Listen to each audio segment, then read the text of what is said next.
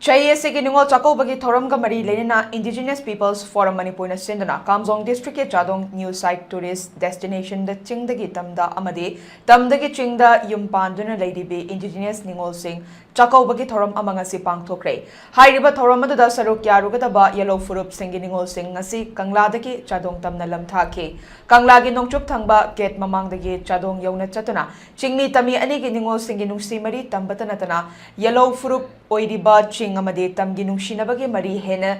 chetsinabagi pandamda pangthokliba Ningol Chak-koukhre duga mari lenina ipsagi working president Khuraizam athobana fongdorakpada lamdam asida leiriba Chinggi tongan-tonganba yellow furup ki Ningol sing amadi tamdagi Chingda mayum panduna leikhrabasu ekhoi maselgi marakta nungsinabagi mari adu kaidanabagi pandamda amato oina punduna chei amagi manungda thokpa Ningol Chak-koukhre na lakpada Ching amadi tamgi yellow furup singi Ningol singbu Chak-koukhre nungsi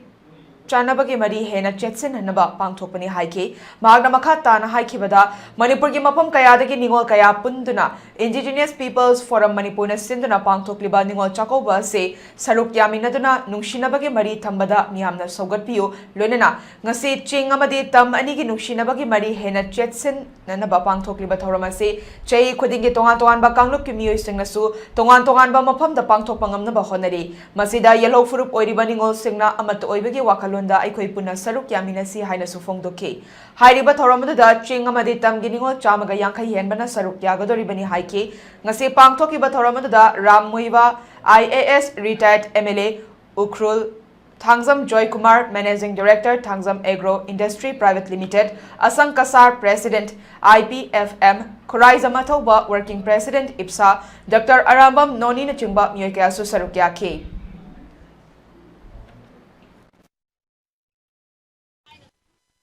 ngasi November gi tang ama aiba numina sida lagadoriba laki kumgi wena yang gi nini panbada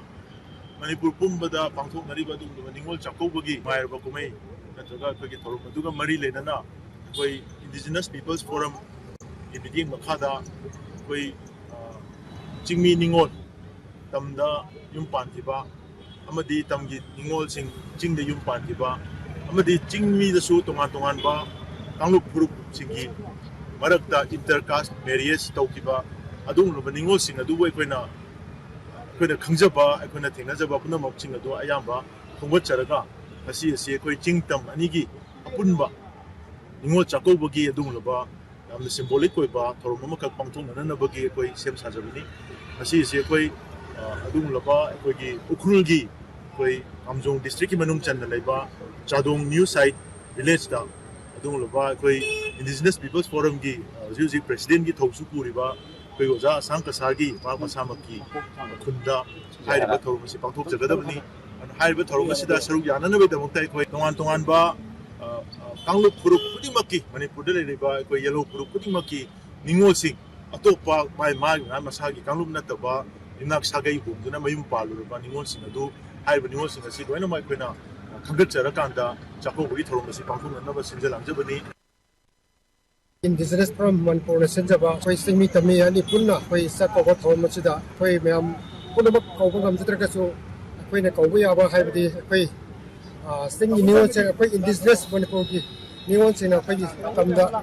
yumpanba amadi tamda leiba maruina koi mitai sing haitare koi na koi Indigenous nara sing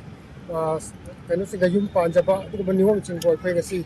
Indigenous Forum Manipur na aduba sinjaba Chak-koukhre saruk sida harau na mayam lakpina ba haijabada lakpina mi pung khudum boksa koi forum dege harau ba noi ba poruk sari aduga ba koi simi tammi no sida ki khudam oiraba asigolo thorum ni na koi laujagani loina mayam mathang sahi da su lakada ba siguma forum se koi sinjabada mayam Manipur da lai ba Indigenous mi pung khudum ba saruk yabiyo